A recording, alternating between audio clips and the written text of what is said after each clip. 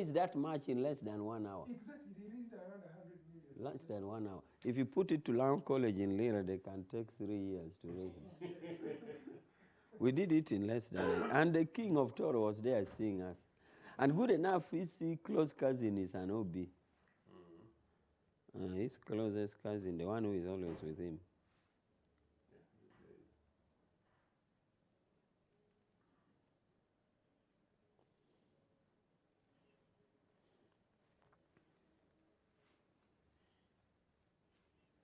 They got the State House, man.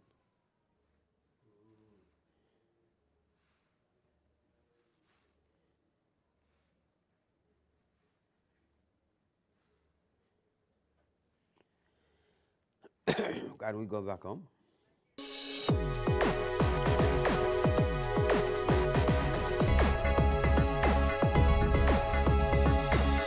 The Alternative Dig Talk. Real issues, real talk.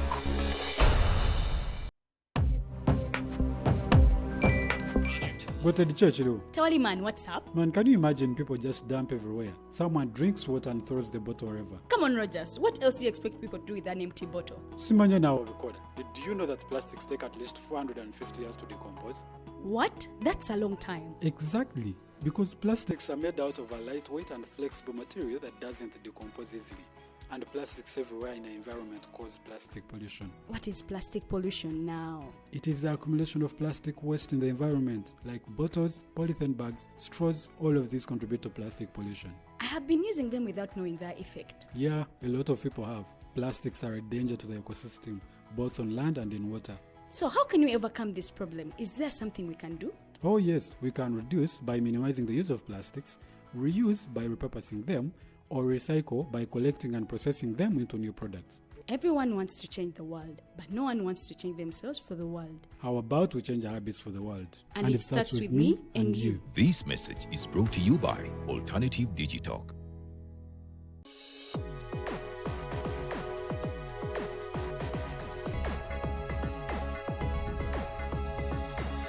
The Alternative Dig Talk. Real issues, real talk.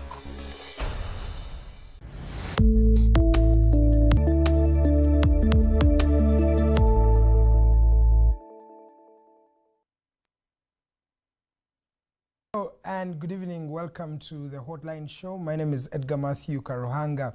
It is a Monday, the 26th day of May.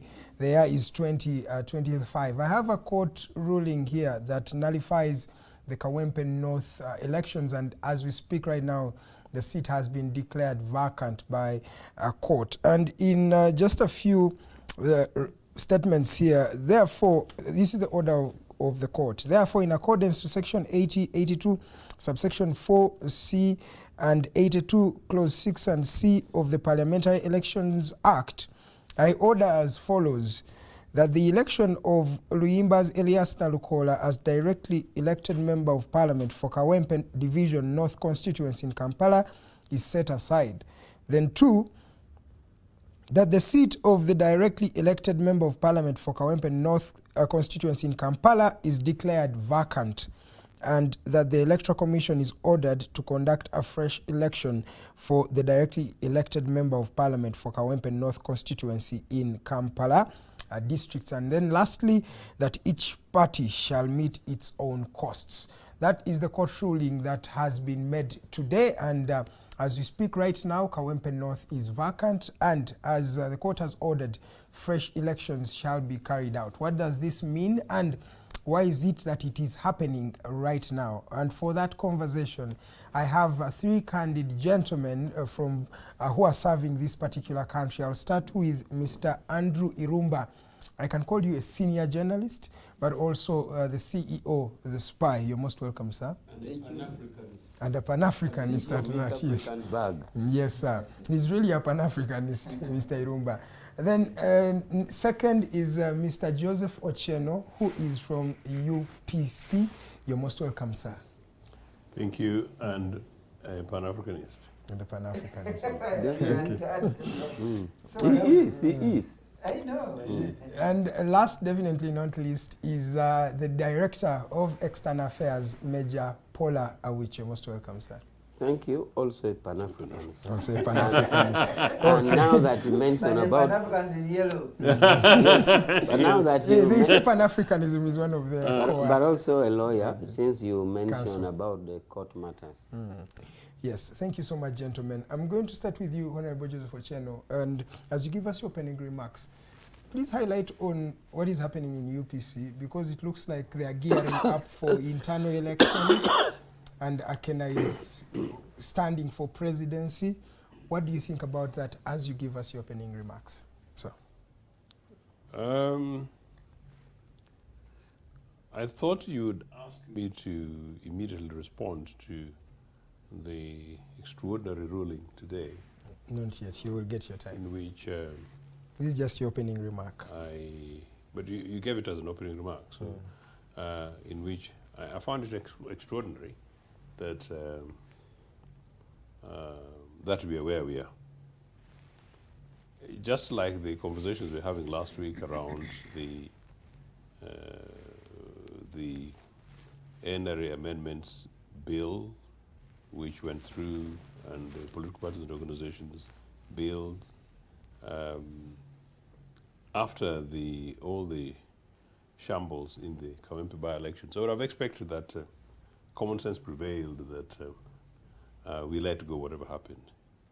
I think it has been very exhausting at time, and for people like the three of us actually, who are in our own different capacities, we are permanently out in the mornings and the evenings, different kind of media spaces, having these conversations on top of the work that we do. It can be very exhausting. Sometimes it becomes a little bit boring. Sometimes then you wonder that whether or not what you're doing is a waste of time, but we just have to keep going. But that as it may, you asked me about the situation in UPC. Yes, please. The situation in UPC is as sort of messy and contradictory as the ruling of today. It's an irony, isn't it? When I was looking at and I perused through it, the ruling by Justice Bernard Namanya, and what struck me was the fact that Namanya was able to be very precise and specific and very concerned, and on this occasion very kind to the electoral process, including being able to be concerned about who was campaigning on election day, being concerned about who was giving money to who. I have my own experience of Mr. Museveni's jerrycans, jerrycans being given to people in my local village in Agongara and neighboring places, and women being given jerrycans with Museveni's, not particularly, Museveni's pictures, but to places where there are no water wells. People go to travel miles upon miles, and the young girls have got to go ahead and take you up from 5, 6 o'clock in the morning, basically, to fetch water. But jerrycans with Museveni's name and photo to be given to people who don't have access to water. And that's part of the electoral campaign. And you tell me that if those jerrycans are not, and the law is here, is not part of bribery to voters, then what is? But in UPC, it was March 17th, 2021, that following my election, as you know, as president of the party, I went to court. And basically to seek a judicial review. And number 2, to ask for a permanent injunction against Jim Akena. That has been now 4 years plus 3 months. The ruling hasn't been made. And we are now focusing on Namanya. So what really I reprioritize? So where does this leave you? It basically means that UPC is leaderless. But no, but it's electing. That's what I'm saying. Where does it leave you when it looks like it's electing? I'm answering you. UPC UPC is effectively leaderless. Jim Akena, whom High Court ruled against, Court of Appeal ruled against, Supreme Court ruled against, occupied Uganda House by force, is the person who's now occupying the party headquarters with almost candid support and backing of the state. Okay. A Court of Appeal ruling was very definitive that asked for fresh elections, which I too participated in, and which I won, and figures were filed. And looking again at the Namanya ruling, Comrade Awich, you may not have had time to look through it. I find it interesting how he makes references to affidavits and witness statements. Okay. I've got many. In my case, just merely one is sufficient, and representation from one district sufficient to overturn the results and certainly in my favor. And I'm saying, how do we pick and choose the law which is supposed to be applied? What now, are you doing next year as an individual? Yeah. Because Akena is organizing a delegates conference. But because of time, I just want you to tell me then, what are you going to do? Because what you say is a leaderless party. Looks like it's gearing up for the elections. You or the people you lead, what are you going to do, or how are you going to be organizing for the election? Yeah, I don't know. You know, I've been long in the media, and I've also taught, and I've also written substantially. So I'm spoilt by doing abstracts and formats. So I tend to be a little bit structured. So it's basically coming to that. But so where we are at the moment, you know, Jimmy has sought to go out to recruit, mobilize, and organize, and now claim that he's going through the process of re-elections and nominations. I can see he's already contesting between himself and Dennis Enap. Jimmy does not have the mandate to call for delegates conference, because it's basically the fact that he did not have the mandate to call the delegates conference that the courts found his presumptive election as leader in 2015 illegal. So he doesn't have the mandate to be able to do so, particularly specifically based on the court ruling of Court of Appeal ruling of 2020. Okay. Now, candidate Enap has basically, who's a lawyer, has joined the process of illegality by putting himself forward as a candidate for president, as a contestant in the process. Okay. Whether they have deals in between of them, I don't know. But all I know is that at one stage, Enap was a member of staff of Jimmy's team, and I know that they also sued Jimmy, but also know that they withdrew the petition asking for a deal of up to 120 million Uganda shillings. Yeah, thank you. To be paid to them by Jimmy, so that they withdrew. So in a way, that's sort of the messy way where. But in 30 seconds, amidst all those, the party has got members and people who are seeking to join. I am hoping to, within the next 2 weeks, to go to a particular sub-region to receive more than 100 people crossing predominantly from NRM to join Uganda People's Congress. Thank you, sir. Thank you, sir. I hope to get Kenna. We are looking for him, so probably we shall be getting him soon, sir. As you give us your opening remarks, you were having the NRM structure elections last week. Do you want to share with the country how the process was? In fact, you were not even here on that particular day. How was it, and where are you as the National Resistance Movement? The election went well with a few challenges. We have stages. Once we elect from the village, which is the only place we do adult suffrage, every party member votes. Once we vote that committee at the branch level, our constitution calls it a branch, that is a village. Then the subsequent level, parish, sub-county, district is a college election. The members, the executives who are elected from here, they meet, they elect, then the executives then meet and elect, and so on and so forth. So we went on well. But a few lessons we learned. One, we learned that by very many interventions, either government projects like PDM, or even me, Major Awich, repeatedly coming here and talk with discipline and decorum, many people have joined NRM. In fact, now, even on phone calls like now, the hostilities have reduced where I've appeared. And more positive are coming. Now, what does this mean? It means it generates a challenge itself. That is how the dynamics of a society works. You want to industrialize. your urge is to make industries and factories and industries. As soon as you build factories and industries, you are posed with a challenge of pollution. Then you have to fight to get the pollution. Now, we marketed the party, it is popular, now we have a challenge of managing democracy. Yes, speaking about managing democracy, the violence has come back again. The violence we talk about, that is it now. Every time it bounces That's back. what we're saying now. Many people have come, the party is popular, people are dying for it. I'll give an example. Yeah, 3 deaths are reported so far because of that party elections. In 2021, there were 7, I Because think. of the love for the party. NRM I'm primaries. sure in some districts, if UPC went for such kind of election, they will beg people to hold the flag.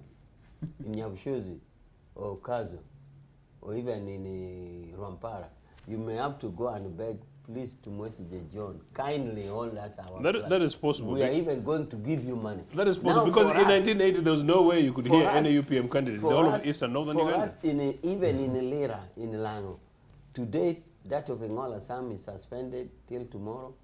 To date, that of Molatar is suspended.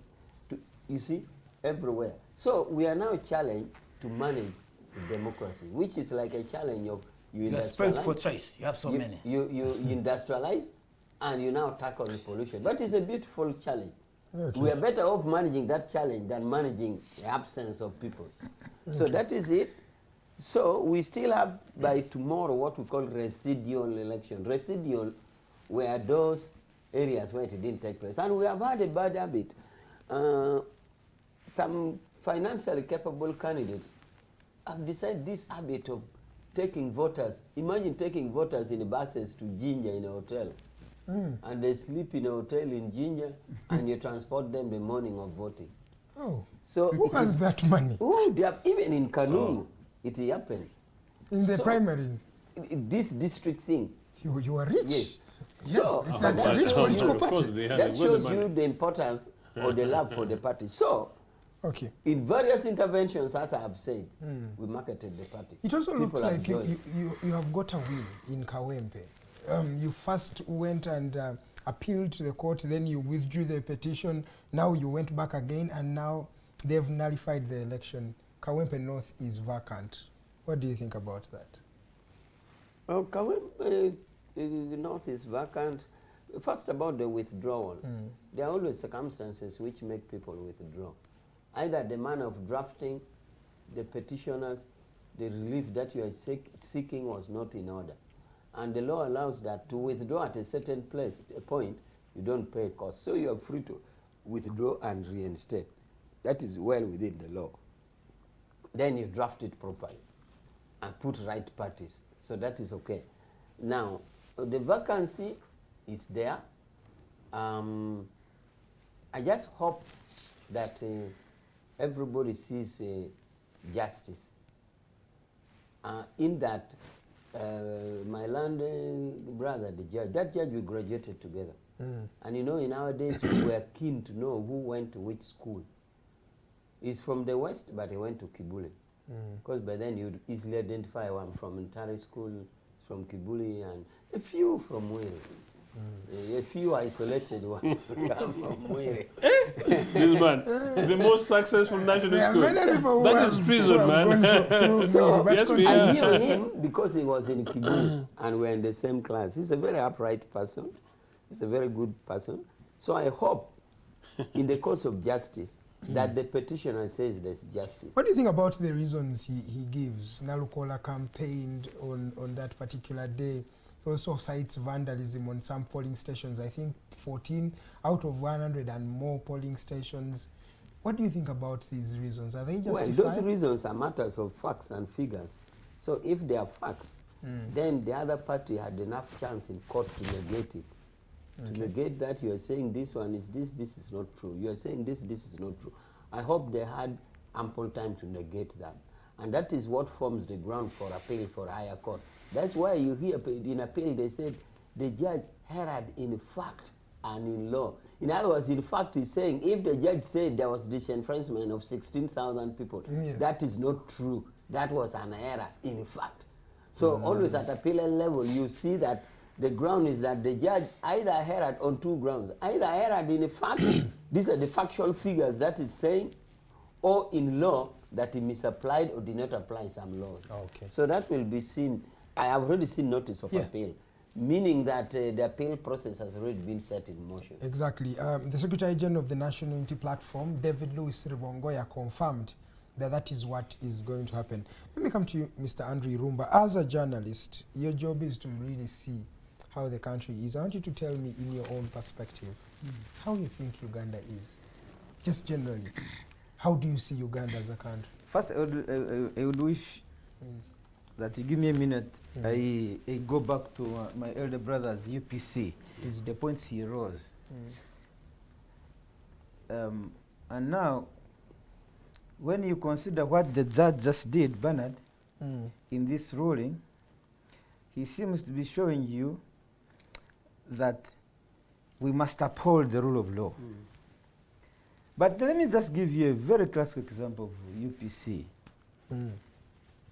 Akena, the same courts made the ruling and said, Akena, you're not the democratically elected leader of UPC.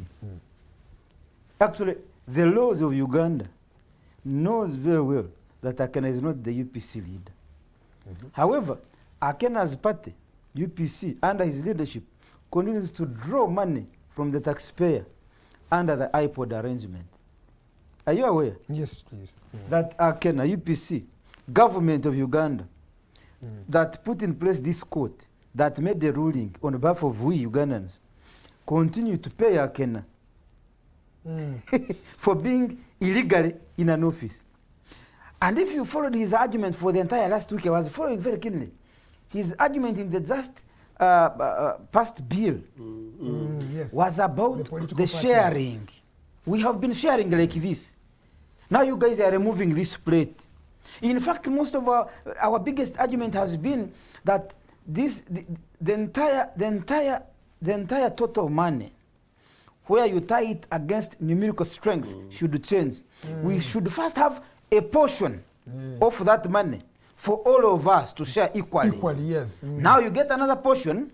Now you distribute according to numerical strength. Those are his two arguments. Nothing else. So, but what are you trying to say? It shows that the government, instead of upholding what the courts ruled against Akena, now the same government is implementing illegalities with Akena. Because courts of law are working in concert with the rest of the agencies of government, isn't it? Yes. If the courts of law have said this one is not a lead of UPC, another agency of government under iPod cannot disburse money signed off by Akena to receive. No. You will tell him, please, this law, this ruling says this. Can you first go to your party and rectify this? And this is the only way that would push Jim Akena to come back to the leadership of UPC and have a structured leadership this time around. But because he continues to enjoy everything that is meant for a leader of UPC, there is no reason why he needs to sit down with the other colleagues with whom he disagrees. Because so in a way, I think the state sees him as the leadership, his group. The state, yes. now the courts, and the courts of law are part of the state. So when you're saying the state see him as the legitimate leader of UPC, because the state gives him all the privileges. No, that's exactly. So I'm saying maybe his leadership is the one that is legitimate. But then who is supposed to determine legitimacy? Yeah, it is the court, not President Museveni, not Parliament, not police, not even UPC. Court. When you have your disagreements in UPC, the only arena to go to that can say, Joseph, you are wrong, Jimmy, you are right, it is court. Like we saw in council. So they went to court. Court said, Jimmy Akena, you are illegally in office. However, the other state agents continue to work very well with Jimmy Akena. We shall bring Akena and then they don't work with this one. Yes. Now, as you this connects me to the current, to the just released ruling. Yes, court ruling.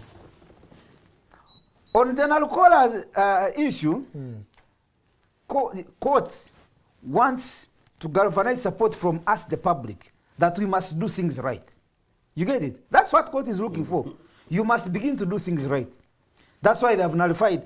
You are nullifying a by-election. You are ordering another by-election. Those are 3 elections. Exactly. But even the laws do not allow you now to conduct a by-election, according to the current law now. After the Right now, Because of the time. because of time, they are limited by time. You cannot conduct a by-election a few months to the general election. Are you getting me? Hey, it's not allowed. But the court has ordered, please do.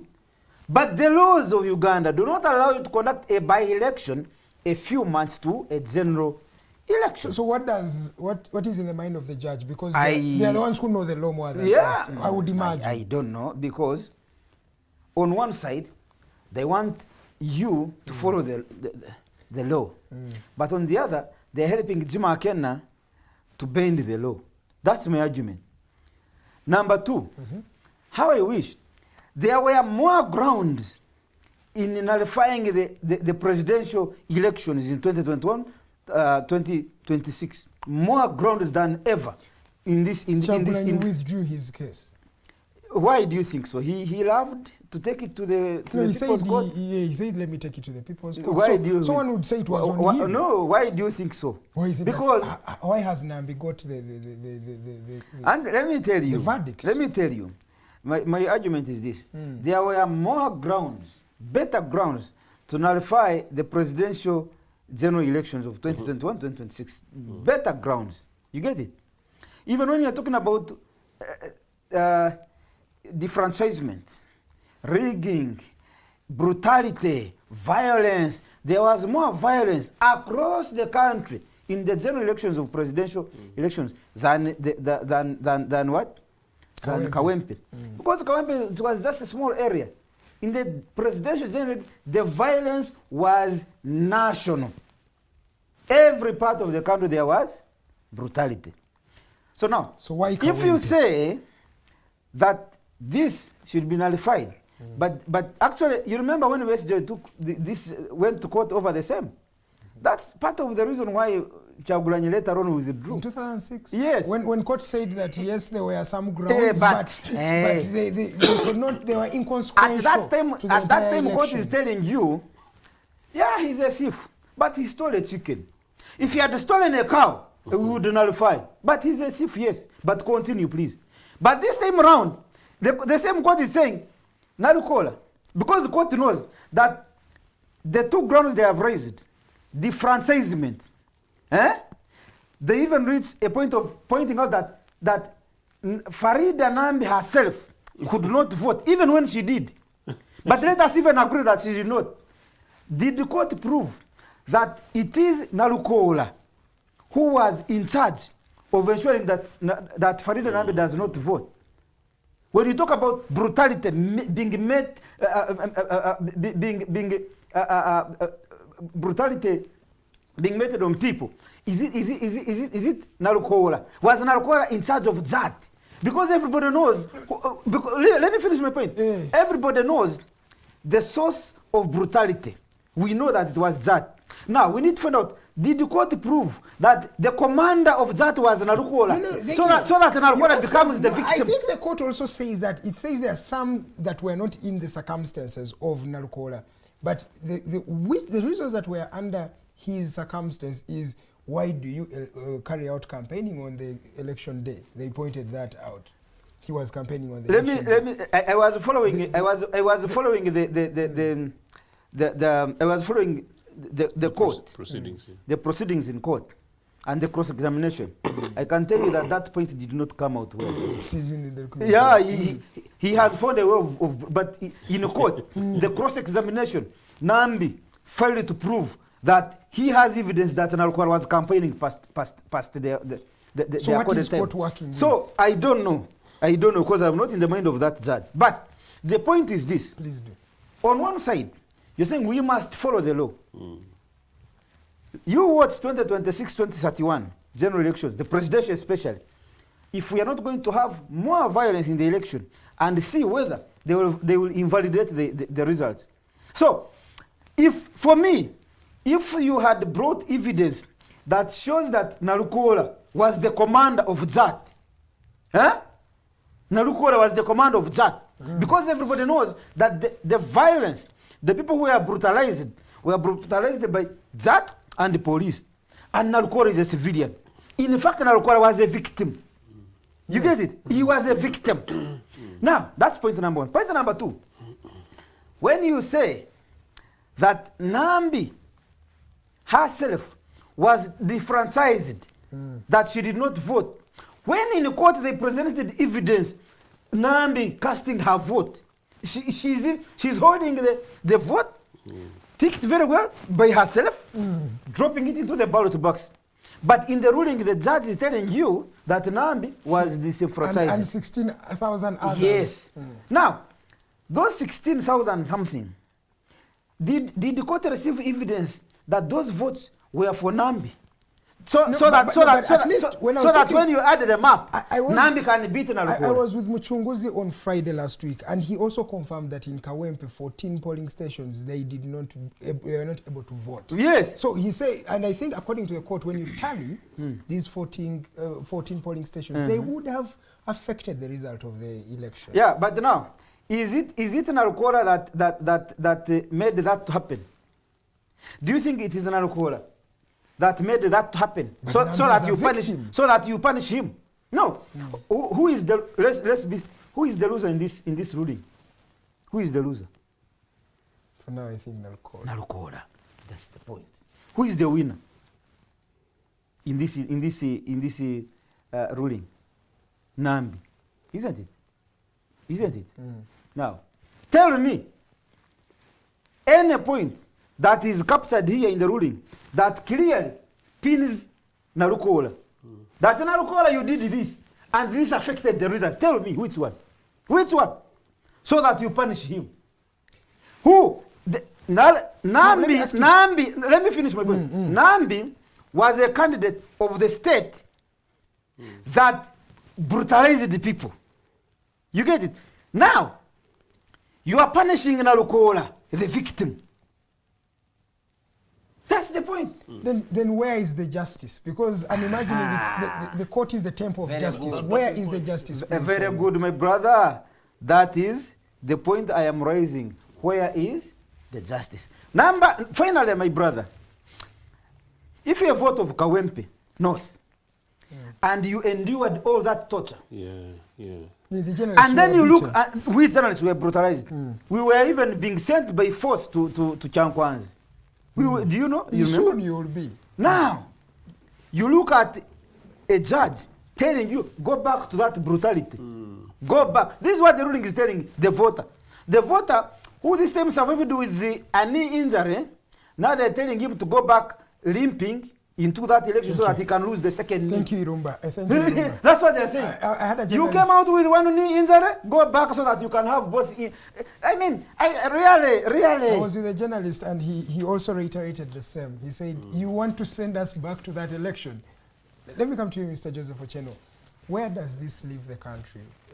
What we have seen in Kawempe North, what does it speak of whoever is behind this? Because it looked like it was done and dusted, as you said, that everything was finished. You know, if you listen to what my brother Irumba has just said, you know, I have also received a small note on my phone, and talk about which normally these days we've got continuous audiences who watch us, and we love you guys watching us.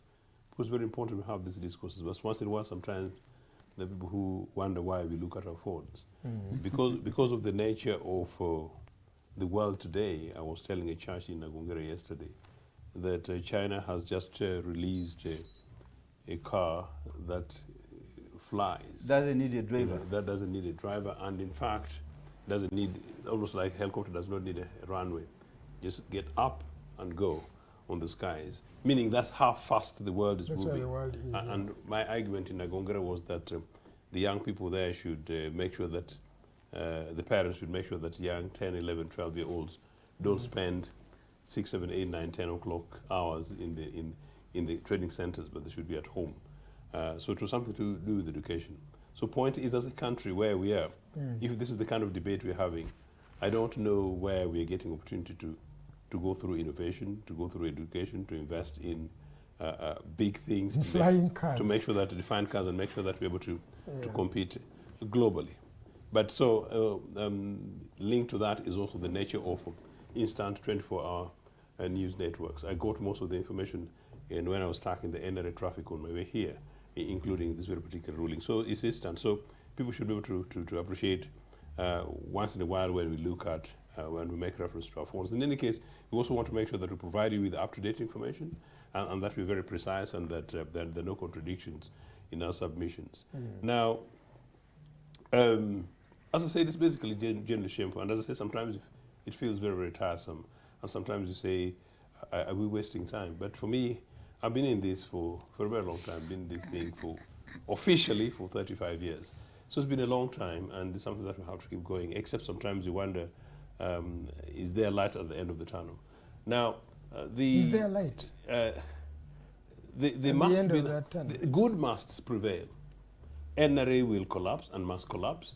The only thing that I pray for is that the decent enough Ugandans, both in NRA and outside, who will be able to have the capacity to mobilize and organize Uganda together so that the good that prevails for everybody, including NRA. You know, and that's very important. So looking at these interesting 16,000 allegedly differentialized voters, people who did not participate in the election, those 14 polling stations, it would make a very good argument. Of course, it makes, in principle, is something worthy noting. But interestingly, the judge was rather romantic about it, where he says that, look, he looked through some of the various polling stations. There are certain polling stations where there were 85% turnout, and there's some others that were 11% turnout. He himself was writing part of that ruling, by the way. You know, so why he decides to assume that these 14 polling stations, you know, must have been, and that's the point you're trying to make, you challenging Comrade Irumba here, you know. The judge makes a presumption, the point that Comrade Awich talks about matters of fact and law. And as a matter of fact, it's excessively hypothetical. It's extremely unlikely that the 14 polling stations would have returned 100% turnout. And in any case, out of 100%, there would be an average of, say, 50% support per polling station across for Nambi and not anybody else. Because it's only that mathematics that would have made Nambi add now 8,000 plus another 8,000 and to come close then to who? To Nalukoola. In fact, in anything, it should be 100% plus no less than 55% actually, for argument's sake, and to make sure that it's relatively safe in that way. Now, that's the argument. So it's very frivolous, and I found it quite contradictory. I spotted that. And it's a point if you're trying to leave it a burden to Irumba. No, that's a burden of responsibility that this entire educated judge ought to have seen and done slightly much more mathematics. There's some entire guys okay, who are not if we do not even have, let me say, the skill to dispense and look at evidence, right?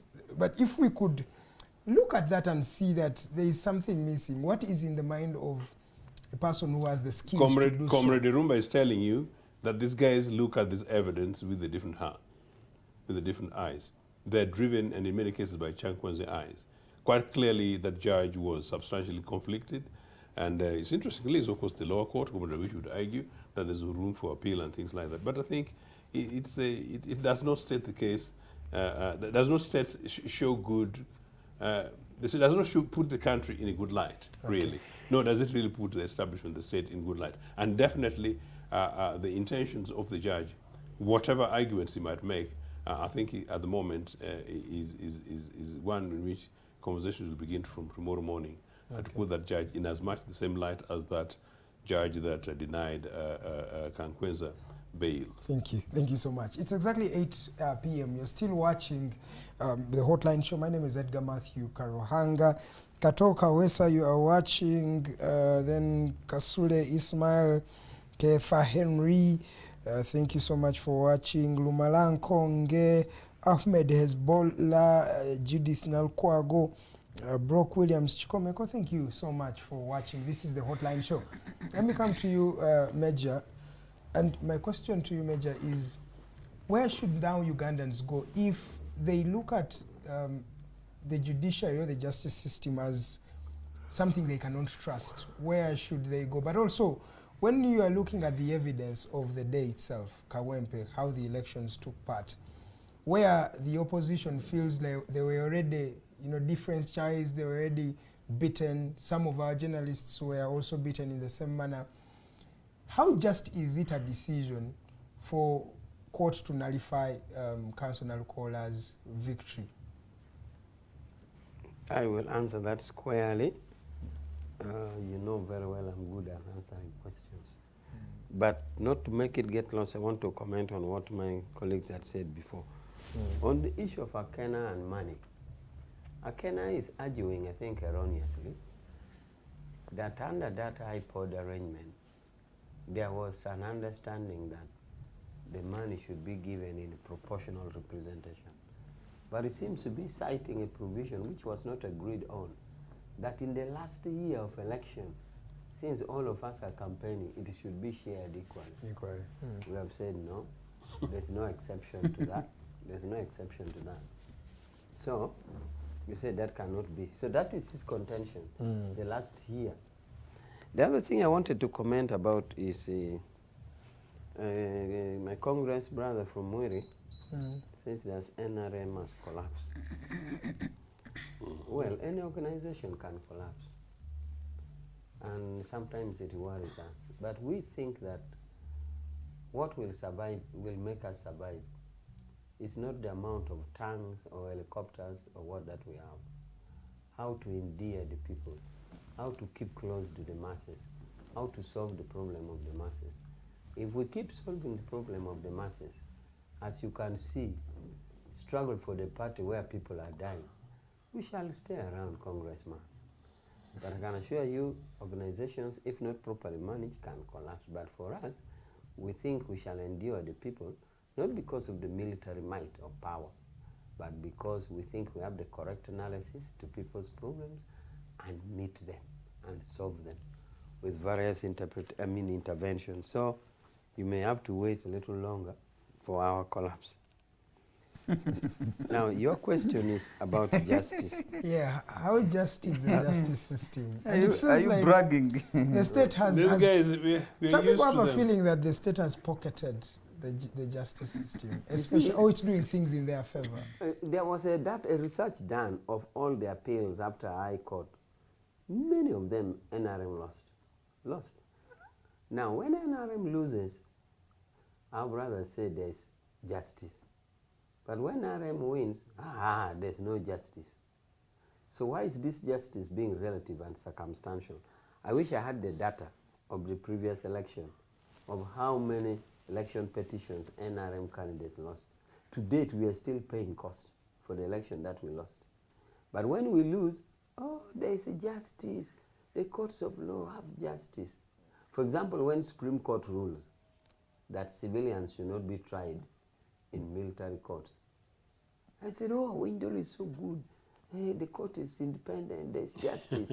So we should avoid this selective thanking of court to be justice.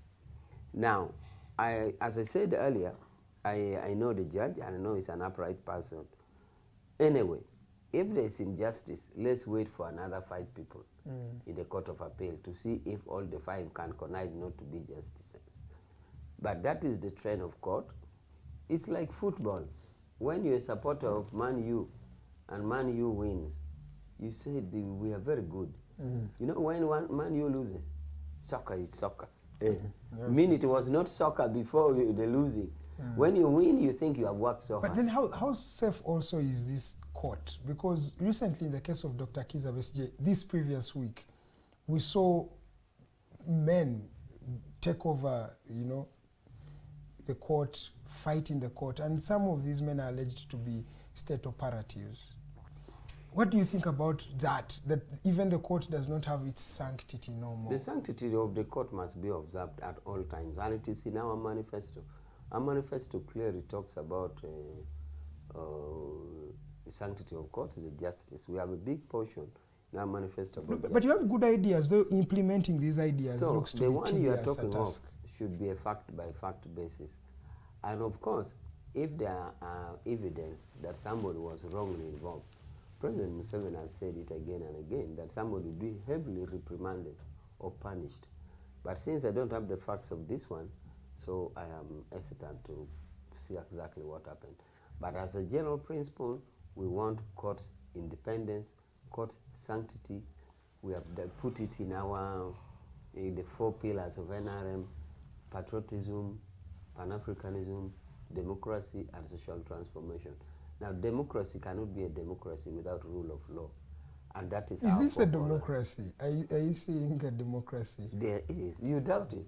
There's a democracy. No, when I look at how an opposition candidate is handled, how they are bundled, I feel that that's not the democracy. That's why I'm saying that if there was an error and it comes to our attention, we would deal That's democradula. We would do very firmly with it.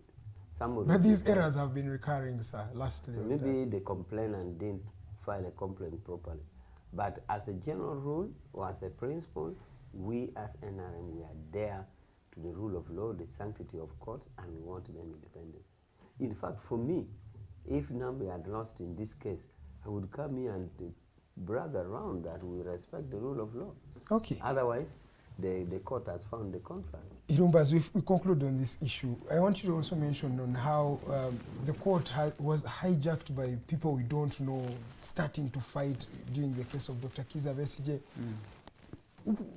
You've reiterated this as you're making your submission, but then how do we move on? Because courts are the only way people have to get justice. So they're the courts we have, even amidst all these challenges that you're talking about. You see that's where we run to. What do we do as a country? I could even see the inner feeling of the Chief Justice Onyedolo. I don't know whether you have looked at his. The judiciary has written something by Chief Justice in regards to what happened last week. Exactly. And you see the inner feeling by Dolo. He even actually he said courts of law are supposed to be the sanctity of fairness. That's a place where you must run to. You see, like people, when there is war, the first thing they think of running to is churches. Yes. You have seen people in wartime. Now, all of us here, when we feel that somebody has unjustifiably handled you, the only place you think of in your head, if you are a sane person, is court. Exactly. Now, you are running to court. Plain-clothed people are coming to court to hound you out even. And you also know that this writing the Chief Justice has made, I hope it's not simply for purposes of sanitizing, you know, to show that I wrote something I cared. But really going to the bottom of the matter and have this 2006. I was going to say Black Mambas attacked court.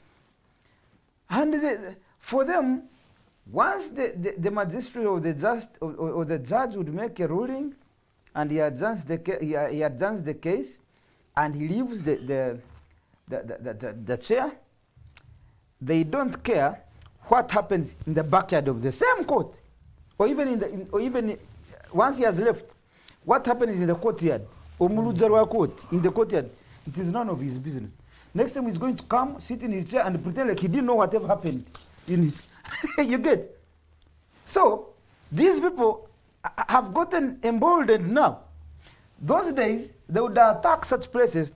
When the judge immediately leaves, they take over. They even started taking over, marking you from the door. You get it? The door of the courtroom.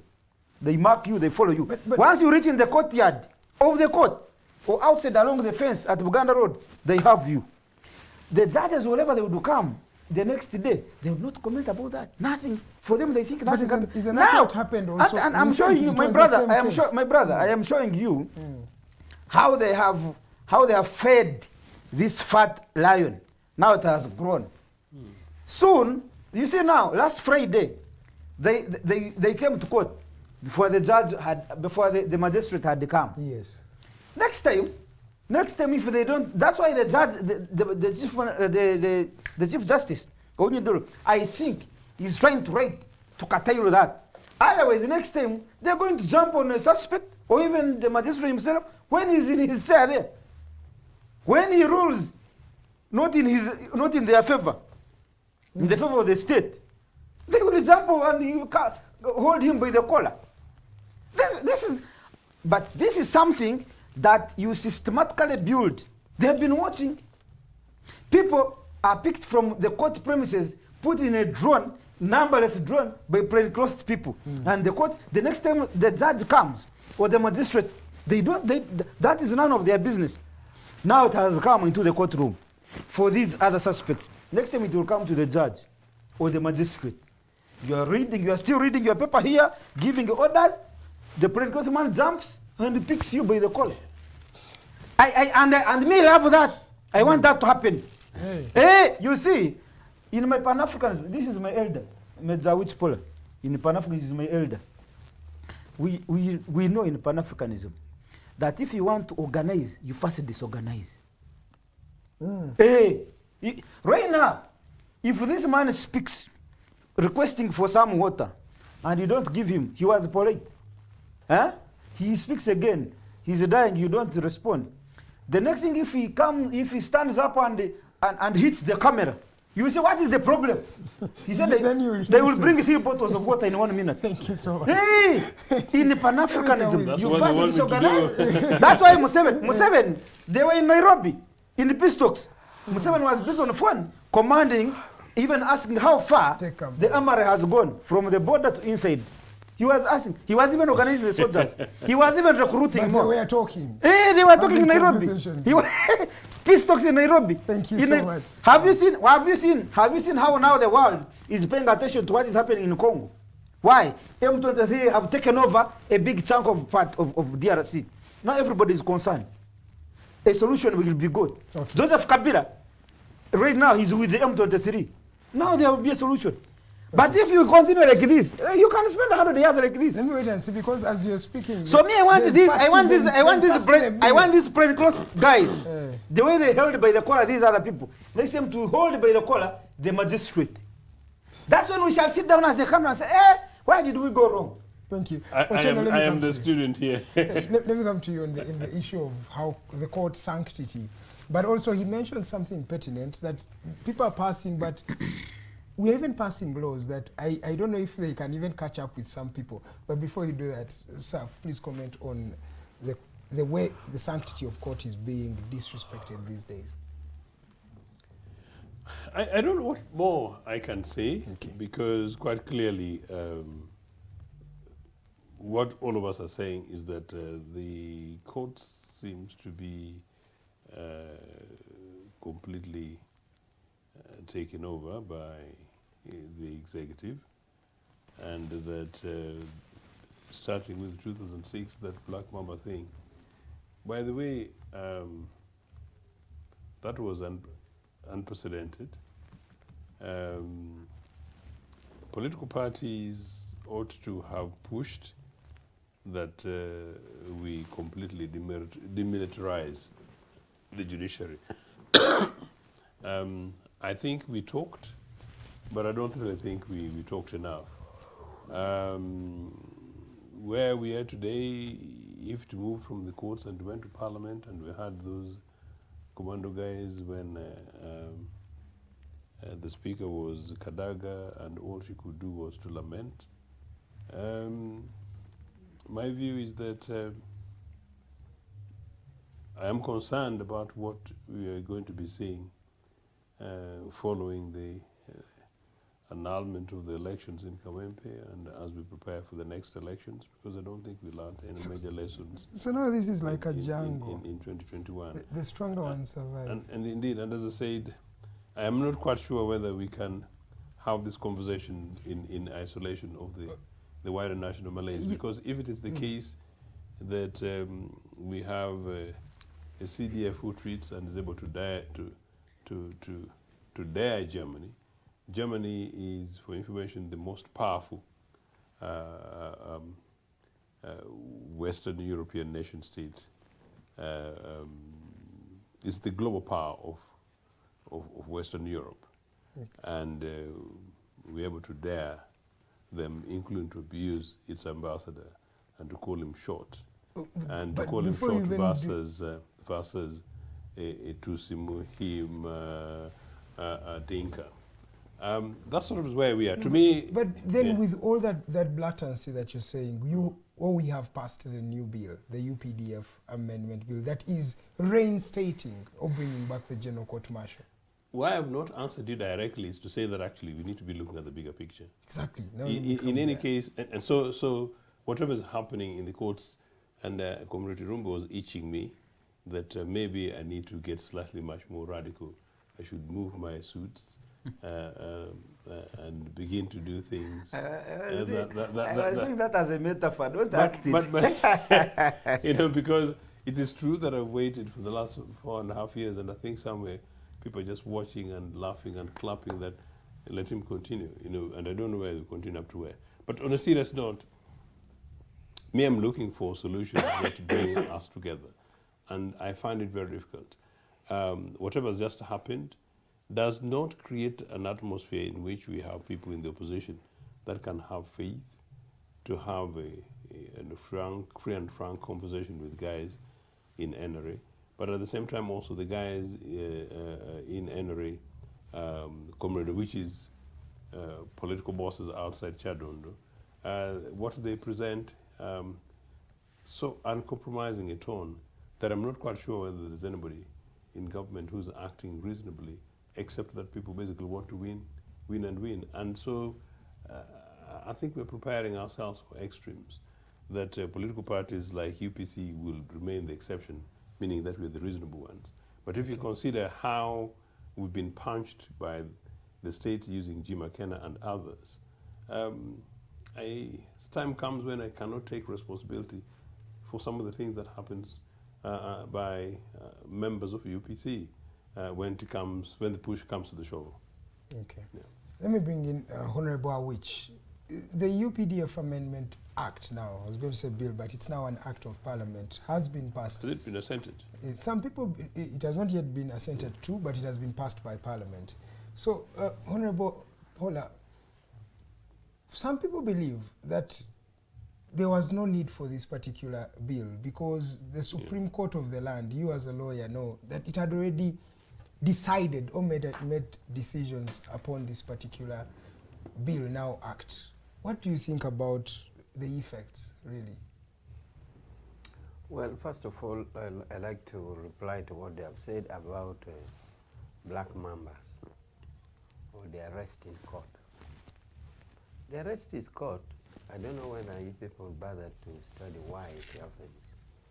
And maybe we need to address that root cause. You know, the arrest in courts comes from a fact that the state has no right to appeal against a bail. You can appeal against anything up to Supreme Court, but bail is non-appealable. Meaning that even if, say, somebody has killed 10 people on Kampala Road near Uganda House, and you go to court, and court grants bail, the prosecutor or the DPP cannot say, my lord, I appeal against this bail. No, he has to walk freely. That is the temptation where a state said, come on, this man killed 10 people on Kampala Road when we were seeing. Now he has got bail. That's why there's a temptation to arrest you and charge you of another offense. That's why the and they also fear that this one will run away. So the gist of the matter that's why his chairperson does not agree with bail. Let us even take it for argument's sake. You are the state. This is your magistrate. He's your judge. You think he's less educated, who is listening to the matter, than you, the general, who is ordering for the rearrest. He knows, by the time they give you a court bail, they take into account, yes. To that such a big offense, what the court will have asked for and got from you First of all, getting it from you. Whatever they would have given as a condition, they must first get it from you. You get it? So when you say, this man is going to run away again, then why did you bring it to him? Why did you bring him to me? If you thought I could not handle that matter. Please first submit. Yeah, I'm happy that when I mention it, it triggers interest. And my colleagues jump in. That means my submission generates interest. And as a disciplined NRM, I listen. Terrible guys, I man. listen. So the thing is, I'm stating a fact, that the genesis of this arrest is based from the fact that a bail application, once granted, there's no appeal. If there was appeal, the state would say we're appealing. Now, and yet the state, through intelligence, knows the gravity. Okay. And again, there was a data taken of people who get bail, how many actually stay. 90% will run away out of the Yeah, but it's still their right. You have the capacity. A right is a right. Right to run away. No, right to So bail. this is why there is that persistent. So some people are thinking, should we now amend the law to say the state can also appeal against a bail?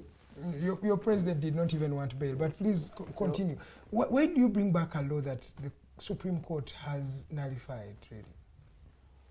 You see, this matter, the gist of the matter is civilians should not be tried in army courts.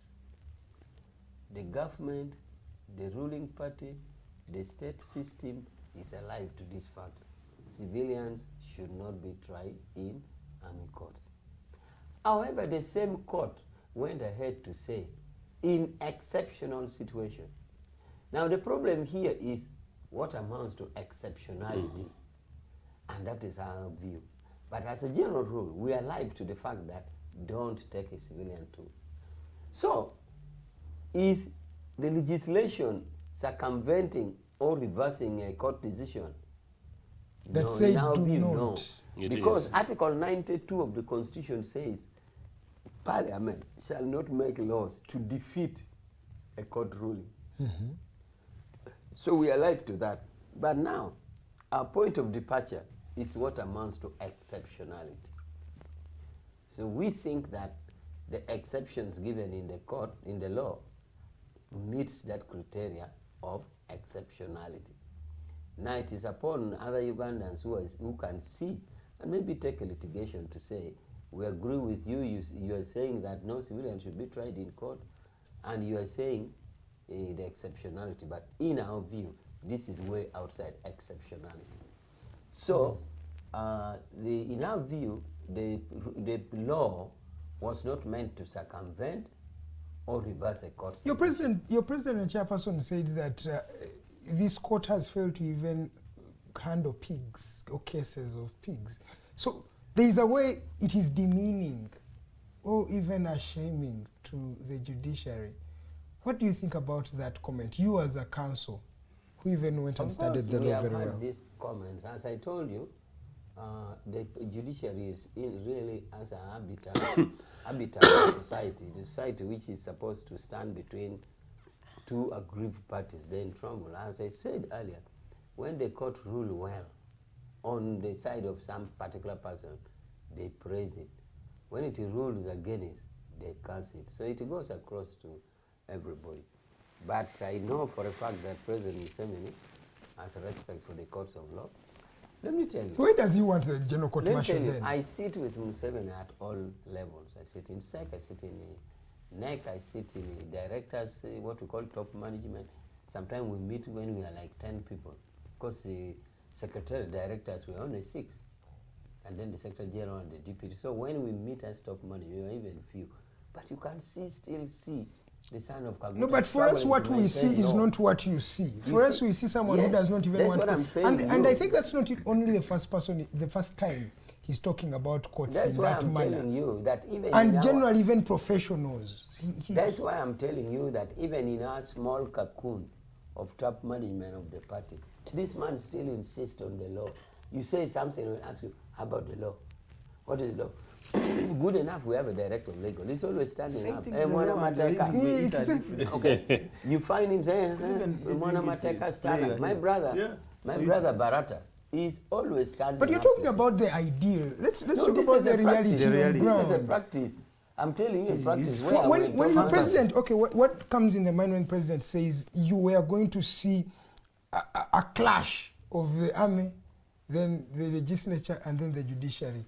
So that means, and I heard Kanu Magezi also say that you are lucky that this law did not, we got this new, because you would have seen. So what is that fire that we are playing with? Is the rule of law a kind of a fire that we should not stamp on? I don't know what Magezi was saying, but all I know is that Kanu Magezi is the spokesperson of the three arms UPDF. of government, the three arms of government should move in tandem. The executive headed by Museveni, judiciary headed by Windolo, and the legislature headed by Anita Mong. These three arms are supposed to move in tandem together. Now, what President Museveni implied was that if there is disagreement, it leaves an impasse, which is not good. So maybe you people are overreading what he's saying. Oh, you are the one under-reading it. Let me come to It's Mr. an Irumba. impasse. So the three are supposed to work together. There's separation of powers, and yet they work together. It's like God, the Son, the Father, and the Holy Spirit. They are separate and yet together. No, that one is true. In theory, they are supposed to be independent, but in practice, they work together. So the allusion to impasse is that when there's disagreement between two or three, then it brings an impasse. So I don't know what I like how, Major Awich, you like to explain his words, yet we hear the words ourselves. But you explain Mr. Museveni. You hear and you twist. Let me come to Mr. You Irumba. hear and you twist. Irumba, we are in a country that has rebels as we speak, according to Kanu Magezi. And this law has been passed. They are rebels. And if you're thinking about rebels, one was saying that they're taking part in subversive activities. That means to subvert the state. What do you think about this new phenomenon? In fact, I predict 2031, isn't it? 2031, 2036, there's going to be another rebel group. They can predict it now. Every election cycle, there must emerge a rebel Are you group. being humorous? Yeah, No. Are you talking about serious? I am a journalist who has been around, and they have been taking note that every time the election cycle is nearing, a rebel group must emerge. If it does not emerge around that time, it must emerge when opposition parties decide to vigorously now start mobilizing. You remember when NUP started countrywide tours? They emerged a rebel group. When they stopped, I don't know where those rebels were now merged into. Were they merged into LDU, UPDF, Uganda Police? Where are they? Now they have emerged. Who is the commander? Where are they training from? They did not give these details. And how come? On Monday, when the German ambassador visited Saleh, and what happened. That is the point. That is the time. The same. What a timing! That when the German ambassador visits Saleh, and what they spoke comes out to the limelight. In the next 2 days, a rebel group emerges, and it is being sponsored by Germany. Did you realize that? But he had already talked about the German ambassador prior to even that meeting. The meeting the German ambassador had with Chagulani. Let me tell you. There was a meeting they had at Kavuli. The CDF commented on that. And he said, you're playing with fire. That was the word he used. Exactly. That's the point. You said it clearly that immediately the German ambassador met the NUP people at the Kavule. The next time was a comment from General Mose. I read it. Yes, now they have started crafting. So the next point, the German ambassador wants to also play in the gallery, and he goes to General Saleh to try to talk to his nephew. You talked to him and told him the reality. But what does General Saleh say about his nephew? He says, this is not one of us. He does not belong to NRA. He does not belong to, he's not part of the NRA, the original NRA. And he's not an NRM person, I think. I think he's a Gen Z general. I even don't know what he's going to post next. He said it. He doesn't know what he is going to post next. Now, after that altercation, the next thing is a rebel emergency, and then it is German supporting it. Now, for me who has You're been around... undermining intelligence. No, I am not. It's intelligence. Because This intelligence, I think I can also be intelligent. We can match the intelligence. Because now I know it's in my head that every election cycle or every time opposition tries to mobilize counterweight, a rebel group will emerge. However, once they tame down the tensions, this rebel group gets lost in the thin air. It has never been. Now, I want to know, the other time they arrested Jamil Mukuru, they said, this is the head of ADF, isn't it? This time I want to know, who is the head of this new rebel group? No, they said they are supporters of NUP. So the rebel group is NUP. The rebel group is No, NUP. supporters. Is The rebel group- And also they gave us a designation. But also, Is but- NUP Buganda. a rebel Okay, but organization? They also- gave us a designation. Okay, fine. Buganda, Okay, next time. supporters of Then NUP. my next question is this one. When we were looking for rebel, what is Joseph Konyi's rebel group? LRA. Lord Resistance Army. We were not looking for a cook. We were looking for the commander. That's why our money is on the head of Joseph Kony. Even when we got hold of Dominic Ongwen, we have not stopped hunting for Joseph Kony. If there is a rebel group called the NUP, and we know the president sleeps in Magere, why are we going for these small boys? You get it? When we were looking for the ADF, we were not looking for the cooks. We were looking for Jamil Mukuru. We got him, and we celebrated. Why don't we go to Magere and pick this rebel commander?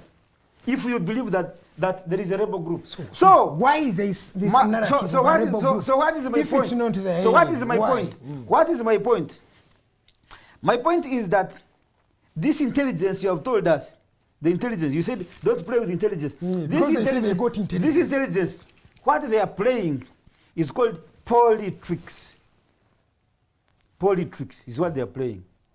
And it's unfortunate. So much that... I end there. The UPDF Yes, so is much. playing politics. So I have much finished my presentation. that they claim BCJ also has another one. They go ahead and illegally taunt BCJ from Kenya, bound him into Uganda illegally, dump him in a military court. So you see this law they have just passed. That's why they are still dealing with the SG. These new people, they are arresting for having berets similar, not belonging to UPDF, but similar to those of UPDF. They are going to go to Makinde. They will be your neighbors here very soon. However, Jamil Mukuru and Dominic Ongwen and Joseph Kony, if they are arrested tomorrow, they will continue going to Kololo, the International Crimes Division. That's what That's what I told you. Politics. UPDF playing Is politics. politics. Because NRA the spokesperson of the Museveni UPDF, the and his CDF, military organization are playing politics. Just to confirm on the BCJ thing, they claimed that on BCJ. So now the other day BCJ was arraigned in court. What evidence has been arraigned before courts that BCJ was associated with any rebellion? We want to see that as Ugandans, and we beg to that. But finally, just want to say this. Yesterday, I was on my way from the east, and I was telling my family members in the car that the first direct detention I had under NRA, actually, was a bus, university students' bus from Nairobi University. I was deputy head of that delegation in 1986. Comrade Awich, that was the first day of graduation at Makerere University when Museveni was learning to become the chancellor of Makerere University at the time. And so graduation ceremony was taking place in Makerere. So we detained a university student bus in Maga. Now at the time, because we're being closely checked, yes, sir. you know, and they're being rather rude to the female student delegation. A Musonga member of that delegation got irate. Of course, we all got quite agitated, and for me, I hadn't paid too much attention to it because I initially remained in the bus. I think I was reading something.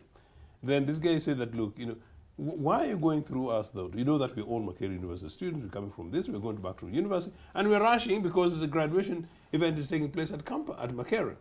Then the Musoga guy said, you know, you do not mind, there is no FOBA in Musoga. I'm a Musoga. In fact, it was a very funny guy. I forget his name. I really need to know. You know, Musoga, there's no FOBA at Makerere. But point is, as early as 1986, NRM bandits had created an imaginary organization called FOBA. You can imagine an organization What is FOBA? allegedly called Force Obotebak. You've heard about that before. You know, Again, it never existed.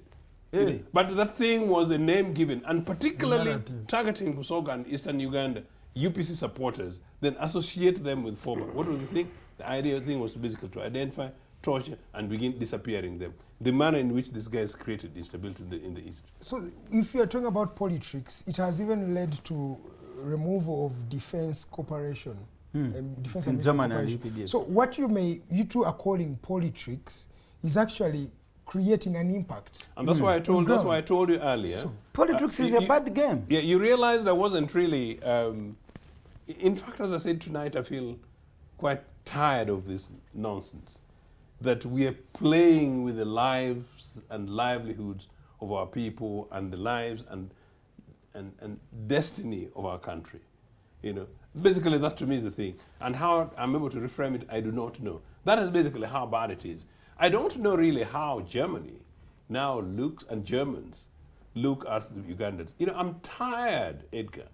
When I was pushed into exile by these NRM bandits in Britain, you know, at the time, Comrade Awich, the common thing you meet when you meet a Mzungu, anybody else, where are you from? They said, you know, I'm from Uganda. Either mean country. Either mean country. That's what people say. Even up to today, So either we mean still have country. that No, narrative. but these days now people know that there's something called NRM bandits, but also people know about Joseph Coyne, the things about Northern Uganda. To be fair, you know, it's a combination of those. But still either mean country.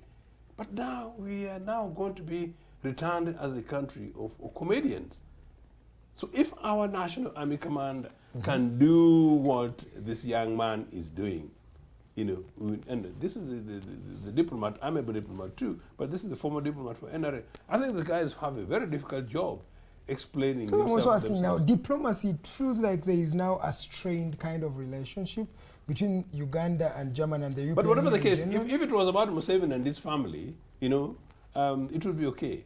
But unfortunately, the impression of the What do you Republic think of about Uganda- the idea, the narrative of Mwenda that even if it's not you to speak, you as the Germans, you as the Europeans, it is not your place to speak about our issues. We may have them, but let us solve these issues our own way. It was simplistic. We can't pick diplomats. We can't pick and choose diplomats. But anyway, You allow? No, the chairman, the major has not yet Maybe as he spoken. comes, if you can allow me. Okay. Because when you brought the Andrew Mwenda, it really rose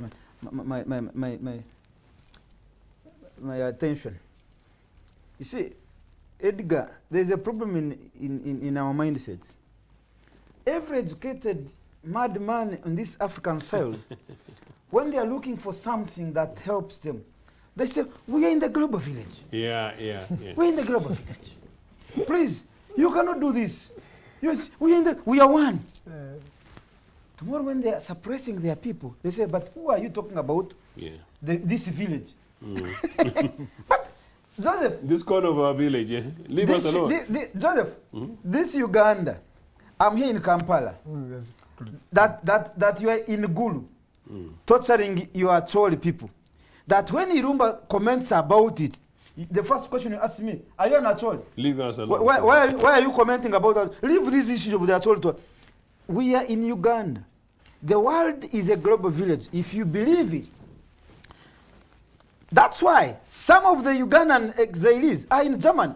Stella Nyanzi, In Kakwenzi. Kakwenza. Now, why are they in Germany?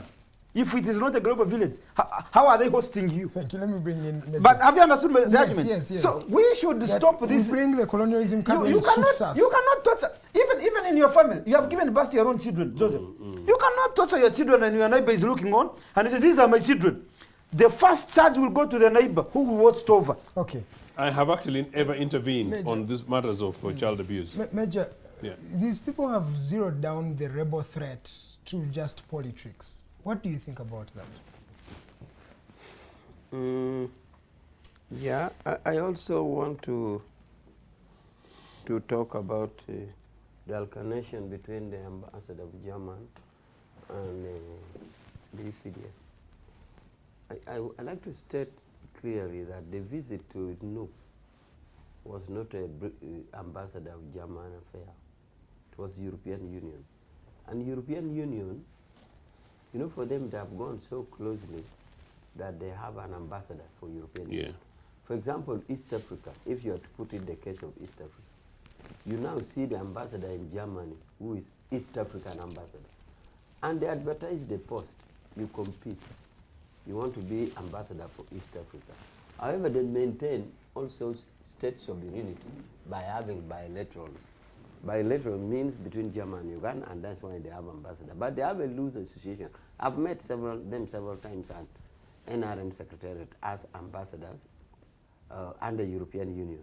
And when they're in the European Union group, the flag we put during our meeting is European Union, not a German flag, not a Danish flag, nothing. So I wish the magazine know that the visit to Nuuk was under European Union. And the ambassador was the one seated near the German ambassador in the meeting in Gulu. So they don't know. That is the, and even going there, it is just because a member in the delegation spoke, who is German. Could have been a Danish ambassador. The one, the lady who was looking surprised is the Danish ambassador, ambassador of Denmark. She was the one looking surprised, that one in that photo. So are you saying that the German ambassador is not funding rebel groups in this country? I will come there. So I just wanted the clarity on the fact that European Union as an ambassador, who is even senior to the German ambassador, because he's their leader. Please answer that question, because you know what you say. No, there is a way it is undermining. Please answer that question. Me from no, I don't want you to leave that point. I don't fear questions. I want you to answer that point before you leave it. Yes, I'm not going to leave it. So I just want clarity that the German ambassador is under the leadership of the European Union ambassador, and they act as a group. So having cleared that, your question about whether or not the German ambassador is recruiting rebels, I have no idea about, because that is now a matter of intelligence. I'm hearing also. No, intelligence has told you, but it's like your first submission so has I've heard like it. you, so I can't say with authenticity or with authority that, oh, the German ambassador is recruiting. I don't have that I don't have that evidence. And I don't think it will be proven easily. Normally, allegations are proved in court. But now in a situation where you have diplomatic immunity, you may not even go to court. It will be in terms of rumors, because you can't sue the German ambassador unless you strip him of his immunity. And before you strip him of his immunity, the first course of action in diplomatic affairs is to ask him, do you want to go back or you want to face the law? In most cases, states withdraw their diplomats, so they don't want to go to court, and it is their right. So allegations are always proven in court, and in this case, we are most unlikely to reach there. So I can't tell for certainty that there's a rebel group. But then you want me to come up and say, yes, Germany is recruiting rebels? Or no, a decision has been made. You want me to come and say, no, defense ties have been cut. So whereas you're saying something does not have evidence to it, decisions have been made. Let me even call it gossip. Because if there is no evidence. You know that I'm not even sure that alleged cutting has been done. Remember, it is Germany. That is what Germany is the one funding our troops in Somalia. So far, 2.3 billion euros. 2.3 billion euros. So when you hear an allegation of cutting defense cooperation, don't swallow it. Go a little further and say, is it true that it was cut or not? So just appearing in the media is not enough. So, but also I've seen the post that General MK has posted. He seems to say that because of the intervention of his uncle, he won't mention German again. So that means we are okay now. So that means we are just in an arena of just playing around, because if the UPDF can say such statements, and then you say you've cut the ties, and then tomorrow you apologize, it's politics, as because the MK apologized not to the German but to his uncle, which indirectly apologized to the German. So I don't see, but now. So are there rebels? Let me not forget. Are there rebels in this country? I told you I can't tell. You want two things from me. Either me or Awich to stand up and declare. You are downplaying the intelligence that has been brought. You want me to stand up but in a diplomatic manner. There is a rebel. Or you want me to stand up and say, no, there is no rebel. This is not, I don't have the information. Now, let me talk about the sovereignty vis-a-vis the global village. Uganda is a member of the family of the world. And one way of doing that is that Uganda is a signatory and ratified many international conventions. Exactly. And once you ratify, you are bound by it. And those conventions prohibit this, prohibit that, prohibit this, promotes that. So the idea of a global village is not in theory. It is what we have put our signature on. So it means you disagree with your commander. Exactly, that's what I'm trying You to disagree say. with CDF. You're disagreeing with I am the your director of commander external leader. affairs. I'm telling you Okay. what is expected of a civilized state. It's We very are CDF. 193 countries in the whole world. And 193 countries, many of them have ratified these conventions, including Uganda. Therefore, I want to make it known to Ugandans that we can't live in isolation. Because we have In already a put- statement, by the way, that So that contradicts the in the CDF. statement that Magezi was actually also reiterating, he mentioned some convention. So he's also under the law in his own way. He was mentioning the Vienna, Vienna Convention, Convention, on yes. diplomacy. Exactly. He was So mentioning the Vienna Convention. He's also standing in his right. Yes, he was As you mentioning the conclude. Vienna. You know, many conventions are cited according to the cities they were made. I think there is also a Kampala declaration. Yes, in Munyonyo. But why this one is called Vienna Convention? Because it was passed in Austria in Vienna. Like the ICC sometimes is referred to as the Rome Statute. Rome Statute because it was passed in Rome. So, But as you Magezi was conclude- quoting Vienna Convention, which talks about diplomacy, do's and do nots among diplomats. So if he's sure that the German ambassador is doing do's and do nots, then it is up to him to bring it. Lastly, in these last 15 minutes, allow me also ask you about the Political Parties and Amendment and Organizations Act, the amendment. What do you think about it, you as an individual, but also the National Resistance Movement? Are you welcoming this act?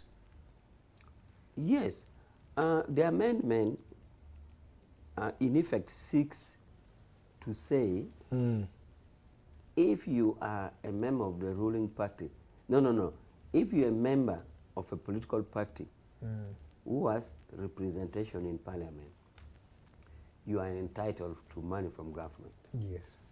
And that this money is shared in a proportional representation. To that effect, there's no disagreement.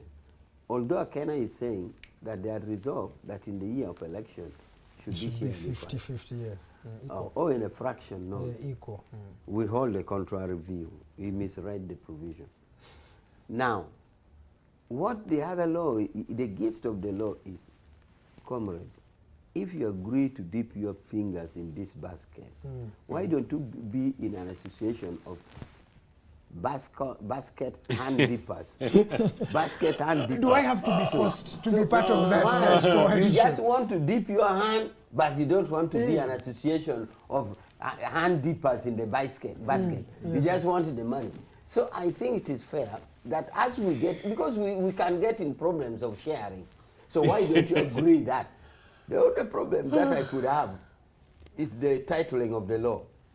They call it, they used words like iPod, which Yes. has a genesis in NGO. That's correct. If it was drafted well, we could have avoided the word iPod. And I have a similar question in the homosexuality bill. That anti-homosexuality, if we had titled it as child protection law, we would have no issues. But the shouting title, diction. the excitement, people are ignorant. I talked to the legislator, said, I have been in UN for 8 years. I know this matter. Please refrain from it. You're dipping the country in a serious problem. And no wonder we're dipped to the former president of US. So, and that can be amended.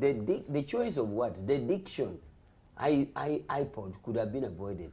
Just like I'm saying, even in the anti-homosexuality law, we could have passively said child protection law. Finished. Generally, they are saying that you are passively also trying to turn or stop the funding of the political parties. Indirectly, through saying that you come and dialogue, maybe because they won't come. The choice is theirs. But for us, we are saying, hand dippers in the basket, please sit down and talk as those who dip their hands in that basket. Why do you want to dip your hand in the basket and you don't want to sit together? Yeah, you know what? That's the double standard. That's new law. These opposition parties, they behave like these men I don't know how you should cross it. But there are these men. We have understood. It is giving me a problem. Please do. There are these men who want to go with the woman in the darkness at night and enter the Lord. But then they don't want to be seen. When the woman says, this is my, no, where do you mean? But then they want to enjoy the fruits of this woman they have gone with. At night when they see They him. want even the lights to be off. There is money here in this basket. You are dipping your hand to remove the money. But that money from that basket has its own conditions. And rules. But for NUP and UPC, they're saying, no, let us dip in, remove the money equally, but don't tie us to your meetings. But the conditions of this money dipping your hand is that we must dialogue. But prior to After dialoguing, now. But is it a dialogue, Irumba? Yeah, Is it that- a that is dialogue? another- People no, don't- no, they let me believe finish. It's a dialogue. Let me finish. They believe someone is That- dictating it. that's a different matter. That's a different matter. How come? When it comes to sharing money, they want to agree. But when it comes to whether it is a dialogue or somebody is dictating, there they don't even want you to discuss about it. Then you leave the money. We must agree whether we are dictating or not dictating. We first fight over that. How should we discuss? Don't dictate to us, you NRM. Let us discuss. We first agree on that one. If we disagree on that one, then we have disagreed on the money. And that's what they're because the saying. money is the fruit of the discussion. For you, you don't want to discuss with us, but you want the results of the discussion. Leave it. Leave it. That's point number one. Point number two. Why should I, a taxpayer, pay my elder brother, my elder mate, Awich Pollar, pay him through his party for running the state? Then I pay UPC for competing with him to take power. What am I benefiting? You're growing democracy. No. We have been here the since country. When were the multi-parties released? 2005, 6. What have we benefited as a country? Let's now go. Let us do a balance sheet. Let us do that. Since before, when we were in the movement system, this is what used to happen, and it was detrimental to our country. Since we, the UPC, NRDP, UFDC, started accessing public money, this is what we have achieved in the democracy. Let us first do a what? An audit. Is it there? In fact, if you asked me, Yes, sir. that parliament, I told you last time, I see a very, there is an ongoing heavy construction in that parliament, expansion. If it were me, I would use that as a bigger project. We don't need the parliament in Uganda. We don't need the political parties. We need a party that is in power, take all the resources, run the country. One state system. You One-party system. UPC, go to Germany, go to France. You can even buy land in Uganda, till the land, grow cassavas, come and sell to me in an Akawa market. You get money, you run your party. When the day you master power out of NRM, take the resources of the country. But they That's can't then interesting, win your yes. war to fight over NRM. Okay. Meanwhile, when I see you are not also fighting for me, Irumba, you're that's party why short. Jim Akena, his biggest trouble with what is happening in that amendment is not how they are going to sit, it is how they are going to share. Okay. That's his. So I don't want my money. I want my money to be used to buy drugs in Mulago. Not to sponsor him to fight his enemy NRM. Irene No. Gonja was saying that Mulago is a monument. Yeah. I want you to give me your parting shot, sir, So, as we conclude. my parting shot is they should go back and amend that law. No political party in opposition should access public money. Do you know, if you push these guys, they would go and use membership money, buy land, grow food, sell it to the people. These members, every member should buy and pay membership fee to the political party. That money should be used to run the party. Thank you so much. Hey, Thank you. why should I pay you for fighting your enemy? Joseph I Ochieno. don't want to be part of your fighting. Yeah, you're teaching democracy. I- Joseph I- Ochieno, I your am- parting shot. I know you will disagree on this one. It's No, okay. he actually had the same We have idea. now parting shot. No, Yes, him. sir. I know. But no, I didn't even make a submission, so I'll complain like Comrade Awich, but then I'll respect UPC discipline. I'll make sure that I do. I'm used to this. For the last 39 years, we've been put on the sidelines, but we're not going anywhere. We're actually the future as Uganda People's Congress. Look, you guys, the iPod element in the legislation is very interesting because you didn't ask me to make a contribution. Very interesting, as Comrade Awich says. It makes the whole thing look very comic. But number two, it's again another very unnecessary legislation. It's basically a coercion. It's almost like bonding people like NRM bonded Ugandans together to make them everybody co-opted into their movement thing, meaning their Bush thing. The original idea about the money thing was that political parties that have representation in parliament should be entitled to money on a proportional basis. Quite clearly how that changes and then it requires an Indian legislation, I don't know, except that the thing is targeting apparently NUP guys who decided not to participate in that. Okay. We know the iPod arrangement at the moment is basically Museveni plus those people with whom he agrees. Not political parties, but individuals, including people like Jim McCain and Norbert Mao, with whom they agree on the ideas to continue controlling Uganda and dishing out money among themselves. And when it's comfortable for Mr. Museveni, he's able to give NRA legislators 100 million shillings each, lest we forget. And then those in opposition, you know, quietly give them more than what we know. My position obviously is quite this, Comrade Irumba, that actually a future UPC government would actually ban funding of political parties. Because I don't believe, as you rightly say, that the taxpayers should find a political elite. I believe that political parties, worth of names, should be able to mobilize and organize through their membership and through their leadership. Mobilize locally and internationally. To mobilize the resources to fund and finance themselves, that it should not come from the state.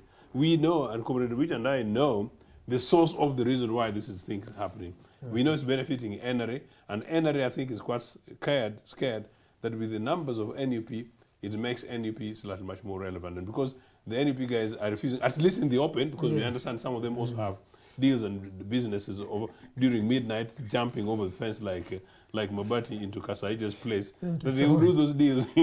But because they're not able to do so in the open, maybe target them. So really this legislation targets NUP. But the idea that, well, you simply say that you either sit with us by force or you don't, I think is as archaic as anything else that came before the I think they're looking for dialogue rather than no, but you can't force dialogue. Rather than violence. So, no, you can't force dialogue. But what has been achieved in But fine, if you don't want to dialogue, then don't take the money. And that's what I'm saying.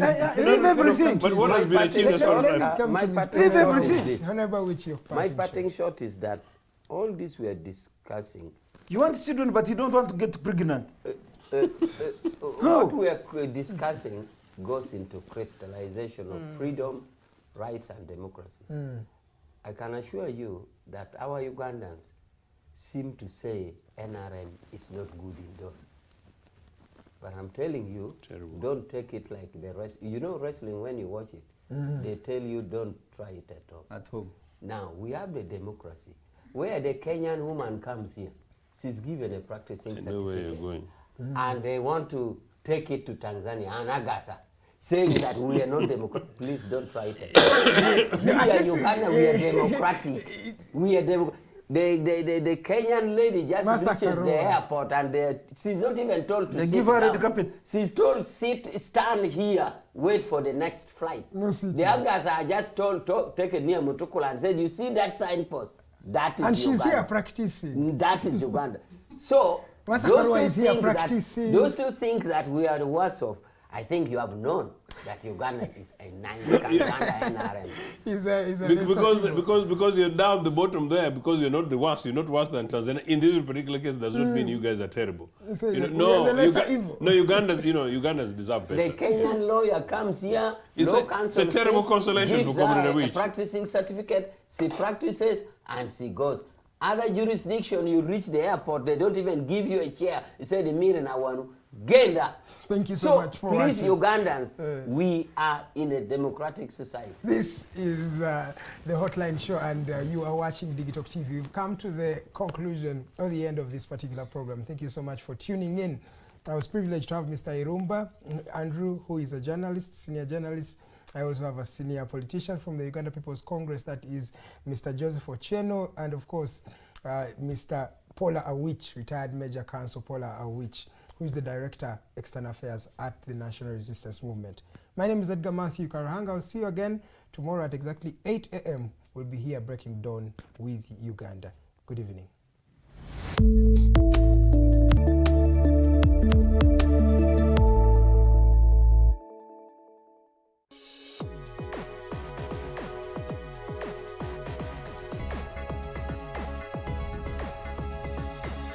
The Alternative Dig Talk. Real issues, real talk.